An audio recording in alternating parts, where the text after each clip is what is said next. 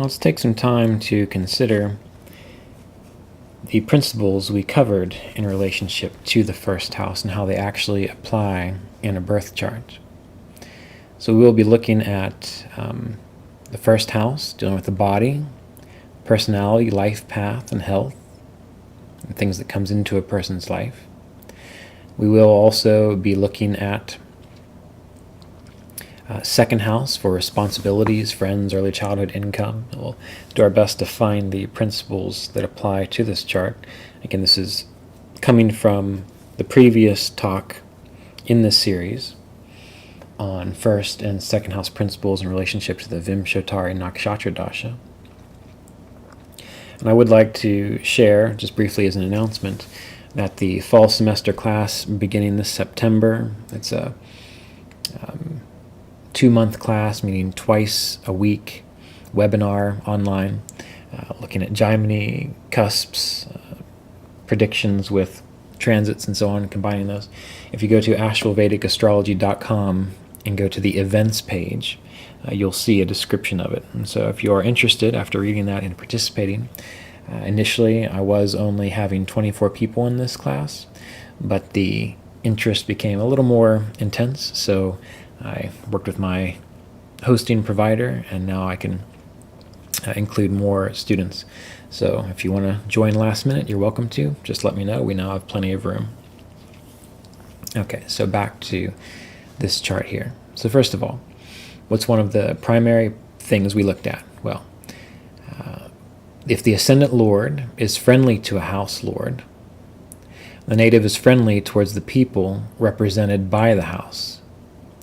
If opposite, the opposite may be true. And this will also apply to people being friendly to the individual. So essentially we do need to know, what do each of the houses represent in relationship to people in a person's life, because each house does represent a specific person. And this also brings up the idea of planetary relationships.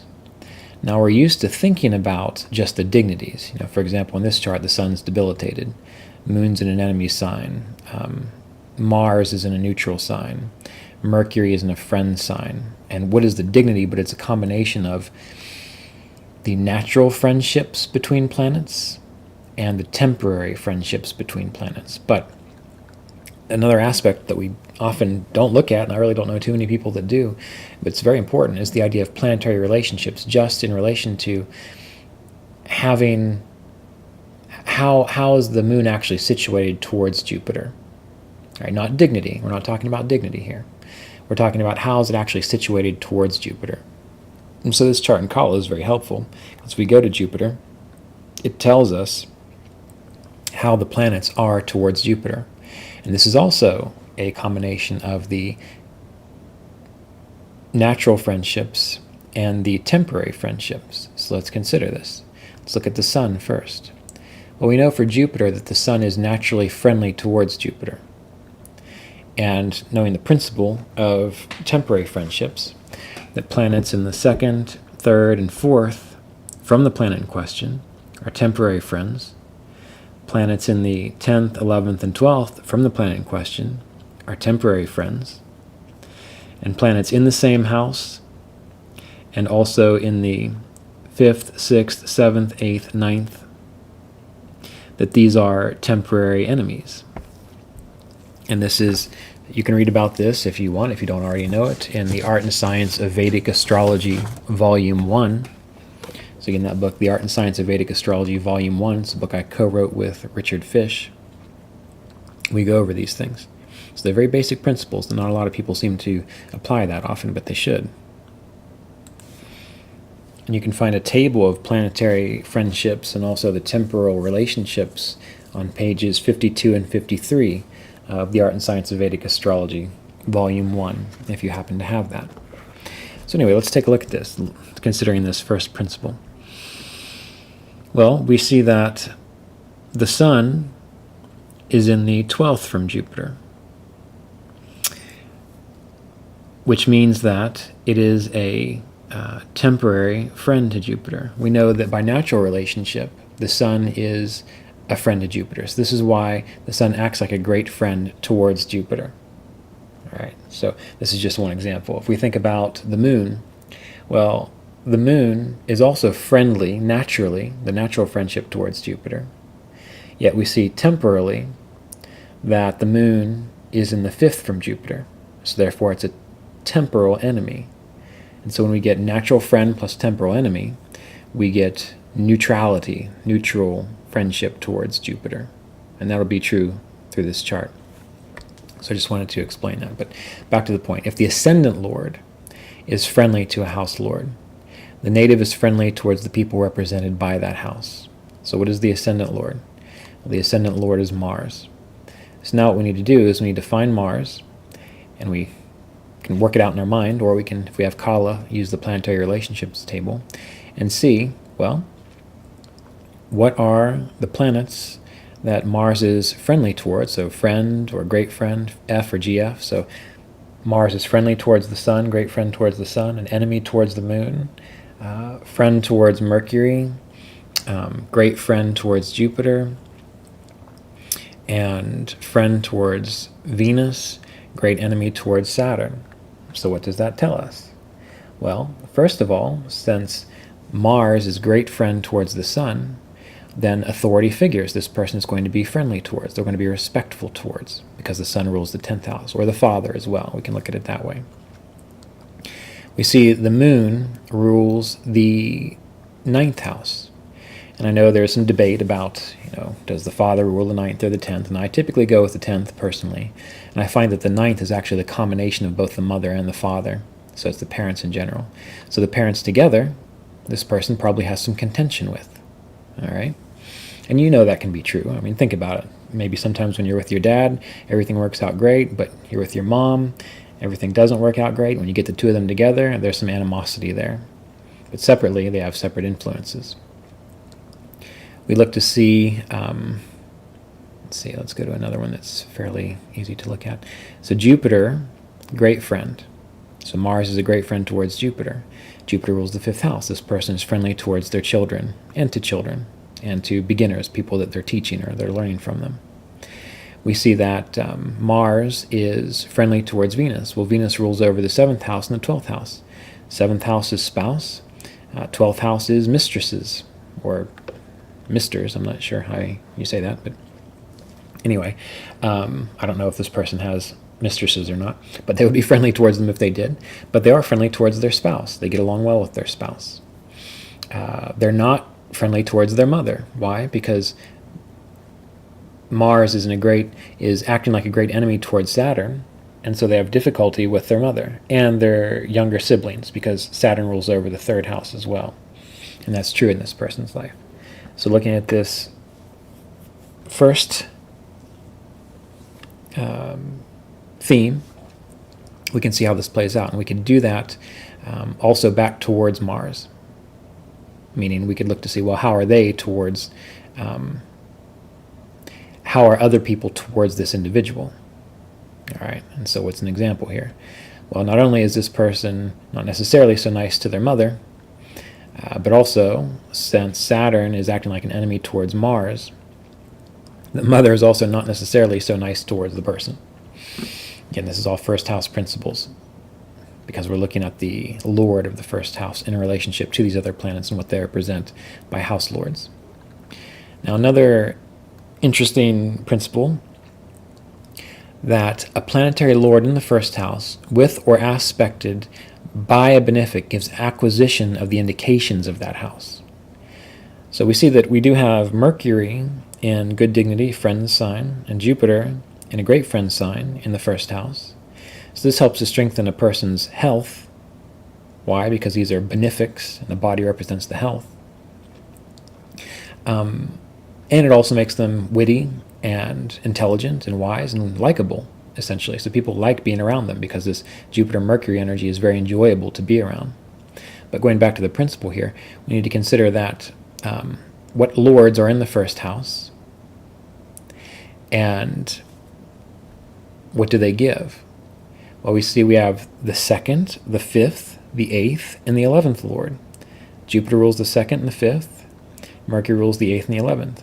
This person is quite good at getting money, wealth, resources, 2nd and 5th house. They're quite good at getting grants from other people, talking people into donating money, 8th house, other people's money. And they also have numerous side ventures, incomes.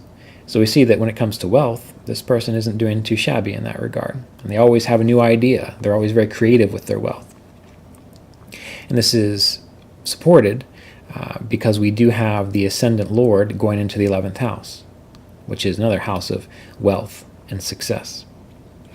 Now, what are some other things that come to this person? Well, let's think about what Jupiter represents, ruling the 2nd. Well, it does deal with wealth and money. Jupiter ruling the 5th deals with children, knowledge, and learning. This person has an insatiable curiosity for learning. They have all kinds of books, and they also really enjoy having children around them. And they do very well with children because the 5th Lord is in the 1st. So this is the principle. A planetary Lord in the 1st house, with or aspected by a benefic, gives acquisition of the indications of that house. Now we need to look at Mercury. Mercury rules the 8th.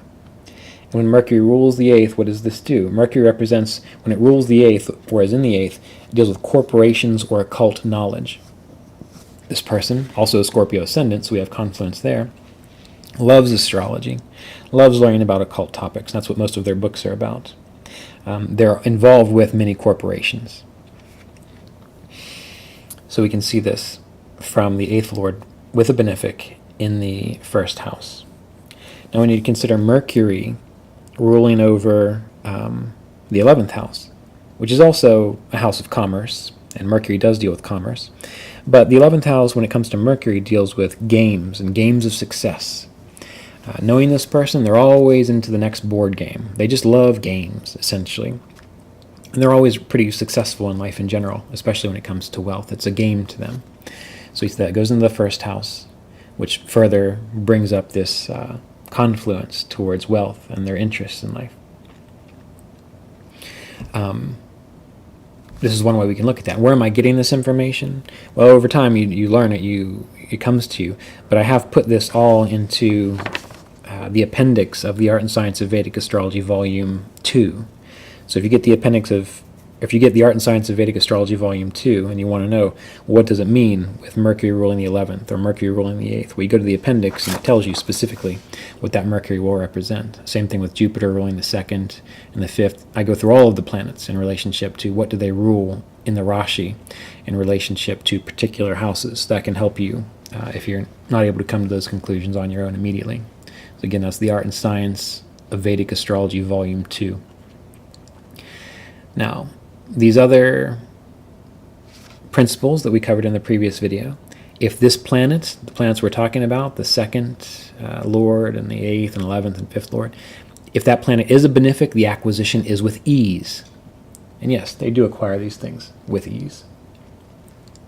If the Lagna Lord is also in the Lagna, chances of acquisition is even greater. Well, the Lagna Lord is not in the Lagna, so we can't use that.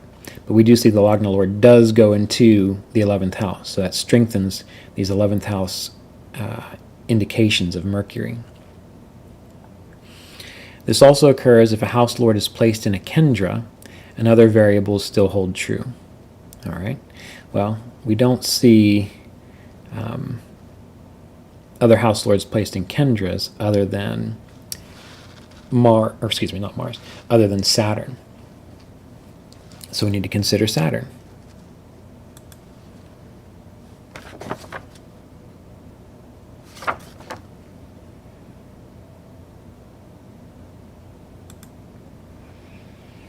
Any malefics are typically said to give a person property.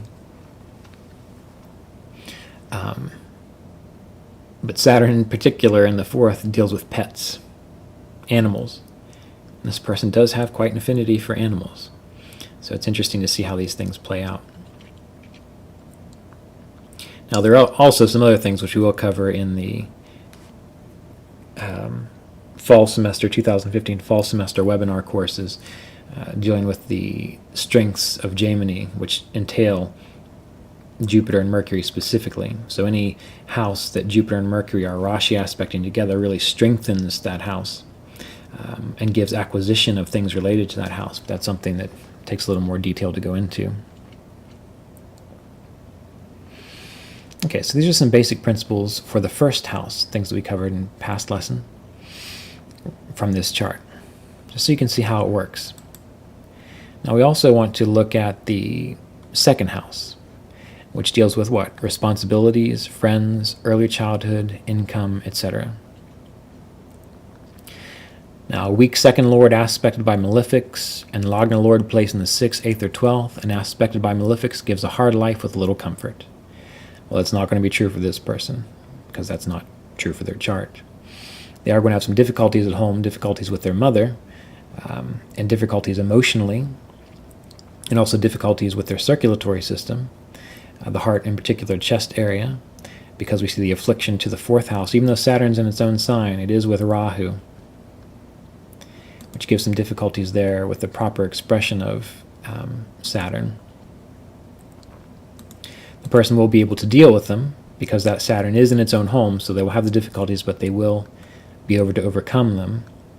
And Saturn also has the help from numerous Logitati Avashtas. Now, why also did I focus on the potential difficulty with the circulatory system? Because the ruler of Cancer, Moon, is in an enemy's dignity. So that's going to give some difficulty because Cancer rules over this as well. But that's off track here.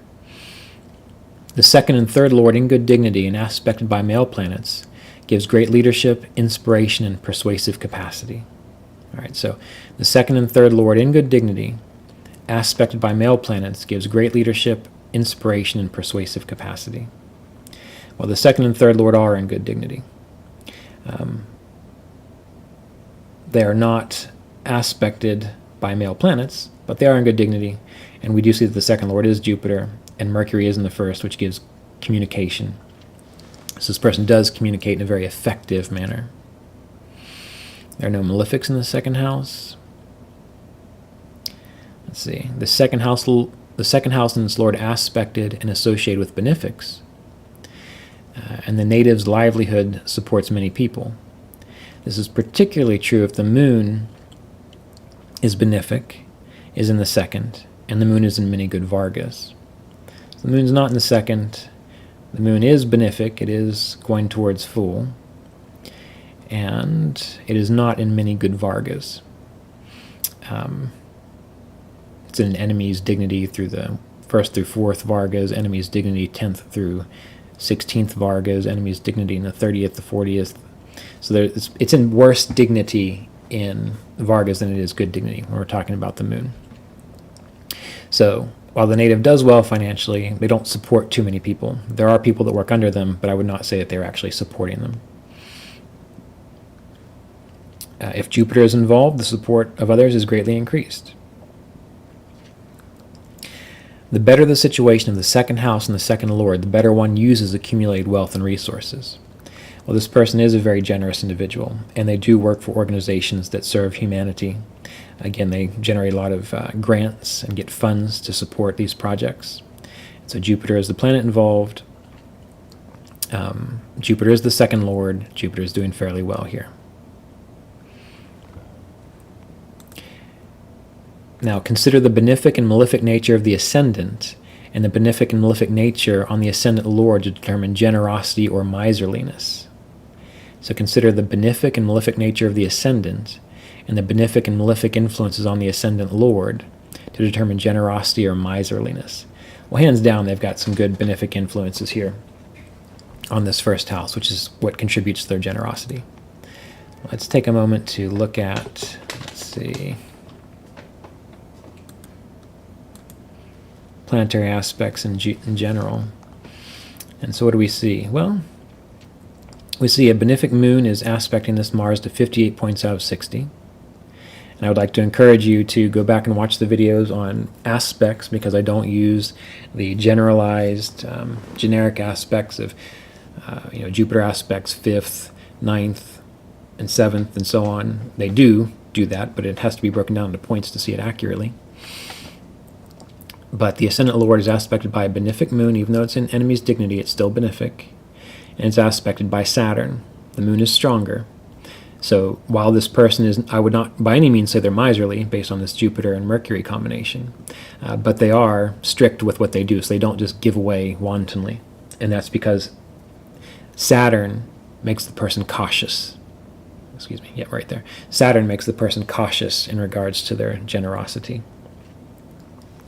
Now on the second house lord, Jupiter, we see again a benefic moon to 30 points. Mars is a malefic. Mercury is a benefic with Jupiter. Now sure, Mercury does thirst Jupiter by logitati of ashtas, but for these purposes, without going into that level of detail, we do treat him simply as a benefic. And we see Saturn impacting this Jupiter again. So again, there is positive, benefic, gentle influences on this Jupiter, as well as the influence of Saturn. So again, the caution comes into play there. Let's look at one more influence. Okay, so another principle that we looked at in our previous video is that timing of benefits can be predicted when benefics transit supportive natal positions, when mutually supportive natal planets are activated by dasha, or most certainly by both at once. Okay, so again, timing of benefits can be predicted when benefics transit supportive natal positions, when mutually supportive natal planets are activated by dasha, or most certainly by both at once. All right, so let's consider this. So what are we going to watch for in this person's chart? Well, essentially, anytime we have Jupiter crossing through the ascendant, Jupiter going through the 9th house, Jupiter going through the 5th house, that's going to be times of greater success and support for this individual. When Jupiter and Mars come together by transit in one of these benefic houses, that will also be a good period. Not so much in Cancer, because Mars will be debilitated there. We want to find dashas that speak to this as well. So if a person goes into a Jupiter dasha, or if a person is in a dasha of the moon, say Moon Jupiter, since these are in trines from each other, that can speak to more support. Now we'd have to consider this in relationship to the Vargas as well. And we'd also need to look to see when does a benefic go over certain positions. Even having Venus going through the 5th house. Say a person's in a Jupiter moon cycle, and this is something we covered in detail in the Vimshottari MP3 download class. But the idea is essentially that if you're in the cycle of a planet, like Moon and Jupiter, which is supportive for wealth, grace, good fortune, that sets the tone. Now let's say you get Venus going through the 5th house where it's exalted. Even though it has nothing to do with Moon and Jupiter as we would typically want to think about it, the fact that it is a benefic transiting a wealth-related house or a fortunate house, that can speak to more fortunate times. So it would be great if we were in a Moon-Jupiter period and then we see Jupiter in Pisces and then Moon in Cancer. That's going to speak to it as well. But we need to learn to expand our capacity to look at the transits, not just from the dasha that one is in, but we need to look at the transits in relationship to, do these transits just by their very nature, would they speak to supporting what the dasha is giving? All right, so again, this is where we start to use our concrete skills, the capacity to think things through intellectually, but also the abstract capacity. And that's how an astrologer works well, by thinking concretely, but also thinking abstractly. So with this particular theme or principle, timing of benefits can be predicted when benefics transit supportive natal positions. So figure out what are the supportive natal positions in any chart you're looking at. And any benefic that would work there is going to fit this requirement. And then when mutually supportive natal planets that indicate the same thing are activated by dasha, that's even more certain. And if both happen at once, well, you're going to be able to make a fairly significant and accurate prediction. So again, refer to astrovedicastrology.com. I'll put a link at the bottom of this video with the blog post. And on that blog post, I'm going to cut and paste all these principles as I have written them out so that you can read them over as well, because there's more than just what we covered. But these are some examples I wanted to give so that you could see how they work out within an actual chart. Okay, so thank you for tuning in, and our next video in this series will be on the 3rd and the 4th houses.